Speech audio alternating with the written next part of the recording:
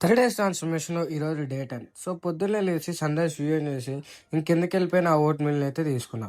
Vote meal తీసుకోగానే afternoon వచ్చేసి కీరా, చికెన్, రైస్, ఎగ్స్, టొమాటో కాట్‌తో అయితే నా సెకండ్ మీల్ అయితే ఫినిష్ చేసేసా. ఈవినింగ్ 4:00కి ఏబీసీ జ్యూస్ ప్రిపేర్ చేసుకొని ఏబీసీ జ్యూస్ అయితే తాగేసా. సో, ఇంగా ఈవినింగ్ 5:00కి ఇంగా క్రియేటిన్ తీసుకొని క్రియేటిన్ మంచి షేక్ చేసుకొని అయితే మనం తాగేసాం. సో, వెళ్ళంగానే జిమ్‌కి స్ట్రెచింగ్ చేసుకొని స్ట్రెచింగ్ అయిపోగానే పుషప్స్ అయితే తీసాం. 80 పుషప్స్ అయితే తీసాం.